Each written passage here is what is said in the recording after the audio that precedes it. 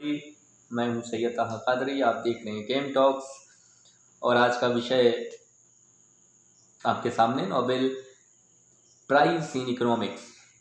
कुछ दिन पहले मैं वीडियो लेकर आया था नोबेल पीस प्राइज का वीडियो। आज मैं लेकर आया हूं नोबेल प्राइज इन इकोनॉमिक्स। मैंने बताया था उसी दिन कि नोबेल प्राइजेज में कैटेगरीज होती हैं, Nobel peace prize, Nobel prize in economics, Nobel prize in literature. उसी तरह आज हम बात करेंगे नोबेल प्राइज इन इकोनॉमिक्स। अब नोबेल प्राइज इन इकोनॉमिक्स का इतिहास देख लेते हैं थोड़ा सा, ये कब शुरू हुआ, कैसे शुरू हुआ।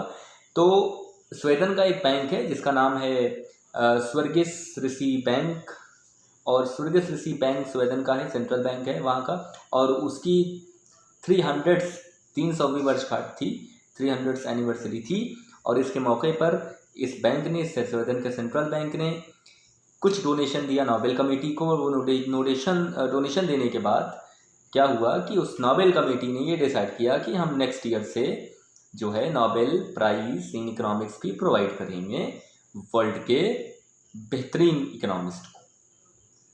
अब देखिए उसके बाद से ये सिस्टम चल गया। तो इसका ऑफिशियल नाम, यानी नोबेल प्राइज इन इकोनॉमिक्स का जो ऑफिशियल नाम है वो है स्वर्गिस ऋषि बैंक इन इकोनॉमिक साइंसेस। ठीक है, अब देखिए ये ये इकोनॉमिक्स का प्राइज इस्टेब्लिश हुआ 1968 में स्वीडन से, जब इसको डोनेशन मिला इस टीम को। और ये मौका था ऋषि बैंक का 300th एनिवर्सरी का। इस बार की बात करें, 2020 की बात करें, तो 2020 में दो लोगों को, देयर आर टू पीपल्स जिनको ये अवार्ड दिया गया। दो इकोनॉमिस्ट हैं, एक का नाम है पॉल और मिलग्रोम और एक का नाम है रॉबर्ट बी विल्सन। यानी मिलग्रोम और विल्सन दो लोगों को ये प्राइज़ यानी नोबेल प्राइज़ दिया गया है। उसके पीछे का कारण क्या है कि इन्हीं को सिलेक्ट किया गया। देखिए, इससे पहले आपको समझना होगा कि जिस चीज़ को मैं बताने जा रहा हूँ वो थोड़ा हटके है, वो आपको इकोनॉमिक्स के पोर्शन में ले दी जाएगी, वो आपको इकोनॉमिक्स समझाएगी और मैं वही समझाने जा रहा हूँ। तो देखिए, नोबेल प्राइज इन इकोनॉमिक्स दिया गया है ऑप्शन थ्योरी के लिए। अब इकोनॉमिक्स में एक पार्ट है अपने आप में एक स्टडी होती है जिसे कहा जाता है ऑप्शन थ्योरी। हर चीज़ की दुनिया में थ्योरी है, प्रैक्टिकल्स है, इसी तरह ये भी थ्योरी है, ऑप्शन थ्योरी।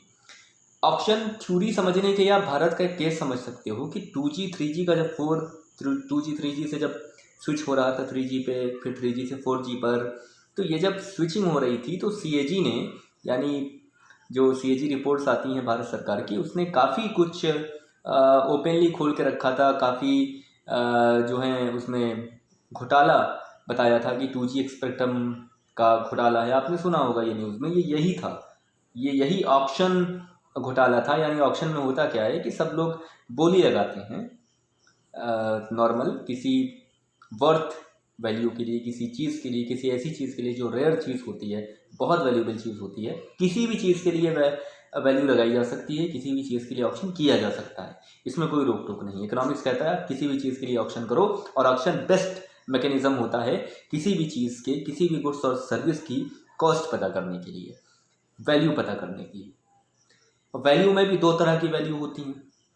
मान लीजिए कि जैसे मैं कहूँ कि एक पेंटिंग है, जो पेंटिंग बहुत खूबसूरत लग रही है, बहुत अच्छी, बहुत बड़े आर्टिस्ट ने बनाई है, बहुत अच्छी पेंटिंग है, उसका ऑक्शन लगा दिया गया, यानी कि खुलेआम बोली लगाने की बात हुई, तो बहुत सारी पार्टीज इंटरेस्टेड हो जाएंगी। हम, आप, ऑर्गेनाइजेशंस, हर कोई उसमें पार्टिसिपेट करेगा। और क्यों पार्टिसिपेट करेगा? दो सिद्धांतों पर, दो प्रिंसिपल्स पर वो काम करेगा, यानी दो चीज़ें सोचकर दो माइंडसेट लेकर आएगा।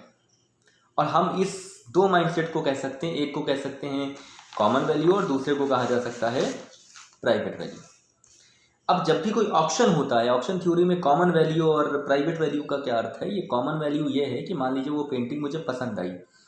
पेंटिंग पसंद आने के बाद मैं क्या सोचूंगा कि कल को जीवन में जब मैं इस पेंटिंग को दोबारा कहीं बेचूंगा या कभी बेचूंगा तो मुझे इससे कितना प्रॉफिट होने वाला है या मुझे इसका कितना लाभ होगा, ये सोच के मैं डिसाइड करूंगा कि मैं इस पेंटिंग को खरीदूं या ना खरीदूं, या इस पेंटिंग की तरफ जाऊं या ना जाऊं। दूसरा क्या है? Private value. प्राइवेट वैल्यू में मान लीजिए मैं घर की दीवार पर मुझे लगानी है, अगर घर की दीवार पे लगानी ही है और बेचने से पहले लगा कर उसे देखना है सुबह शाम, उसको निहारना है, तो वो मेरी अपनी प्राइवेट वैल्यू है। मैं उस चीज़ को वैल्यू दे रहा हूँ, प्राइवेट वैल्यू दे रहा हूँ। कॉमन वैल्यू क्या दे रहा हूँ कि कॉमनली अगर मैं उसे सेल करूँगा मार्केट में कल को 10 साल बाद, 20 साल बाद, तो इसका क्या रेट होगा 20 साल बाद मार्केट का, या क्या वैल्यू होगी मार्केट में इसकी 20 साल बाद, 10 साल बाद, 5 साल बाद, राइट। तो ये कॉमन वैल्यू और प्राइवेट वैल्यू दोनों को ध्यान में रखकर एक इंसान बिडिंग करता है, यानी बोली लगाता है, और बोली लगाने के बाद वो उस चीज़ को परचेज करता है।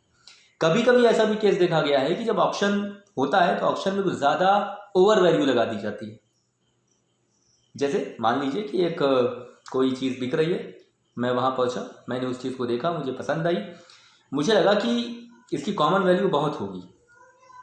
प्राइवेट वैल्यू तो मैंने सोचा ही सोचा, जो सोचा अपने बारे में, मगर मैंने सोचा कि इस चीज़ की बहुत वैल्यू होगी बाद में, मैं इसे ले लेता हूँ। और मैंने बहुत बड़ी बोली लगाई और मुझे वो चीज़ मिल गई। अब मैं उसे घर लाया, घर लाने के बाद वो चीज़ मैंने 2-3 साल 4 साल बाद बेची बाहर मार्केट में, तो जितने की मैंने उसे बोली में ख़रीदा था, जितना मैंने उसके लिए उसकी वैल्यू लगाई थी, कॉमन वैल्यू लगाई थी, प्राइवेट वैल्यू लगाई थी, वो उस वैल्यू से कहीं ज़्यादा डिमिनिश हो गई। यानी जब मार्केट में बेचा तो मुझे उसका 20% 30% ही मिला, बल्कि उससे ज़्यादा भी नहीं जा पाया, उतना भी नहीं जा पाया। तो हमने क्या किया था, हमने ऑक्शन में ओवर वैल्यू लगा दिया था, यानी हम ओवर वैल्यूएबल हो गए थे, हमारी सोच, हमारा इंटेंशन ऐसा हो गया था। तो ये प्रॉब्लम ऑक्शन की कॉमन प्रॉब्लम है। हर सारे ऑक्शंस, दुनिया में जितने ऑक्शन होते हैं हर जगह ये देखा जाता है। कॉमन वैल्यू, प्राइवेट वैल्यू दोनों आपको समझ में आ गया होगा। अब यही इसी बिहेवियर को स्टडी किया गया, इसी ऑक्शन थ्योरी की इसी पैटर्न को स्टडी किया गया है। ऑक्शन थ्योरी की इसी पैटर्न को, जो मैंने अभी आपको 2 मिनट पहले समझाया, इसी पैटर्न को फॉलो अप किया गया है और इस पर रिसर्च किया गया है इन्हीं 2 इकोनॉमिस्ट के द्वारा, पॉल के द्वारा और विल्सन के द्वारा, जिनको अभी नोबेल एक प्राइज इन इकोनॉमिक्स मिला है। अब देखिए, ऑक्शन आपको लगभग समझ में आ गया होगा। ऑक्शन मतलब बोली लगानी होती है, और उसमें कॉमन वैल्यू भी हम सोच कर चलते हैं। ह्यूमन बिहेवियर चेंज हो जाता है। कॉमन वैल्यू एक साइड देखेंगे, एक साइड प्राइवेट वैल्यू देखेंगे उस चीज़ की, तो हमारा दिमाग जो है वो स्विच करता रहेगा, पेंडुलम माइंडेड हो जाएंगे। हम सोचेंगे इस चीज़ की कितनी वैल्यू लगाई जाए, इसको ख़रीदा जाए या ना ख़रीदा जाए। तो अब देखिए, ऐसा अक्सर आजकल देखिए, आजकल के आपको मैं एग्जांपल दे देता हूँ, लेटेस्ट एग्जांपल, कि आजकल देखिए ऑक्शन थ्योरी में जो इम्प्रूवमेंट किया गया है पॉल और विल्सन के द्वारा, इसीलिए किया गया है ताकि इन सब प्रॉब्लम को हटाकर इन सब प्रॉब्लम को फेस किया जा सके और इन सब प्रॉब्लम का सोल्यूशन मिले, और मिला भी। इनकी जो सबसे पहली जो इन्होंने एक थ्योरी लॉन्च की थी, उसका नाम था the first successful auction format. जो इनका एक ऑक्शन फॉर्मेट इन्होंने दिया था, यानी ऑक्शन करने का तरीका, उसका नाम रखा था सिमल्टेनियस मल्टीपल ऑक्शन राउंड। यानी ये इनका ये मानना था कि अलग अलग राउंड्स में ऑक्शन होंगे तो ज़्यादा बेहतर नतीजा निकलेगा, चीज़ों की ज़्यादा बेहतर वैल्यू लगाई जा सकेगी, और कोई उसमें ओवर वैल्यू वाली बात लगभग नहीं आएगी। ये एक बेहतरीन अप्रोच था जिसको भारत में 2G और 3G के ज़माने में अपनाया गया। तो अभी भी आप देखिए कितना बड़ा रोल है इकोनॉमिक्स में और हमारे घरों में इस ऑप्शन का। मैं आपको बताता हूँ, जो घर में हमारी बिजली आती है, और बिजली आने में आप प्राइवेटाइजेशन हो चुका है, कंपनीज प्राइवेट हैं जो बिजली प्रोवाइड कर रही हैं, रिलायंस जैसी कंपनीज। जब बिजली का दायरा तय होता है, यानी बिजली कहाँ कहाँ कौन, बहुत सारे खिलाड़ी होते हैं, there are so many players, कि कहाँ पे कौन बिजली प्रोवाइड कर रहा है, किस स्टेट में, किस ज़िले में, कहाँ नॉर्थ में, साउथ में, कहाँ पर। तो हर पार्टीज इंटरेस्टेड होती हैं, और छोटी मोटी बड़े हर कॉरपोरेट्स, हर तरह के लोग जो भी बिजली उत्पादन या बिजली क्षेत्र से संबंधित हैं, सब उसमें कूद जाते हैं, सरकारी और प्राइवेट सब। अब उसमें उस ऑक्शन में कूदने के बाद, उस ऑक्शन में आने के बाद उनको दोनों वैल्यू सोचनी पड़ती है, कॉमन वैल्यू और प्राइवेट वैल्यू, बिजली की। यानी एक सोचते हैं कि हमारे लिए बिजली, हम जो ऑक्शन में बिजली की बोली लगा रहे हैं वो कितना इम्पोर्टेंट है, और जब हम उसे कस्टमर्स को प्रोवाइड करेंगे तो उससे हमें कितना फ़ायदा होने वाला है। तो हुआ ये कि 2G 3G में कुछ ऐसे आजकल टेलीकॉम कंपनीज नुकसान में जा रही हैं, यानी they are in fall down. क्यों? क्योंकि उन्होंने क्या किया कि 2G 3G के ज़माने में कुछ कंपनीज ऐसी थीं जिन्होंने ओवर वैल्यू देख ली, यानी ओवर वैल्यू कर दिया 4G और 3G की जो मतलब रेडियो वेव्स की जो ऑप्शन हुई थी, उसको ओवर वैल्यू कर दिया।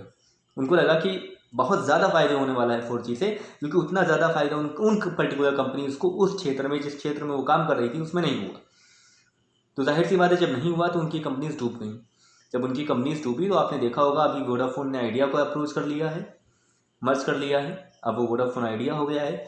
एक और केसेस में एयरटेल में आपने ऐसे ही देखा होगा, हच एयरटेल वगैरह। तो ये सब क्यों होता है, मर्जर एक्विजिशन, ये तभी होता है जब एक कंपनी लॉस में चली जाती है, क्योंकि जिस क्षेत्र में वो एक्टिव होती है, जिस एरिया, पर्टिकुलर एरिया में कस्टमर्स को सर्विस प्रोवाइड कर रही होती है, खासकर बिजली जैसी कंपनियां, कोल जैसी कंपनियां, तो ऑक्शन में ये हर चीज़ की ओवर वैल्यू कभी कभी कर देती हैं, जिससे बाद में फ्यूचर में इन केस कॉमन वैल्यू ज़्यादा लगा देती हैं, इसलिए उनको जो है उसका नुकसान झेलना पड़ता है, उनका ग्राफ नीचे आ जाता है, उसका फ़ायदा दूसरी कंपनी को हो जाता है, जो मान लीजिए ऑक्शन में उसने कम बोली, उस ऑक्शन नहीं जीत पाई है, बट वो उस क्षेत्र में है, खेल रही है उस क्षेत्र में, that is one of the player.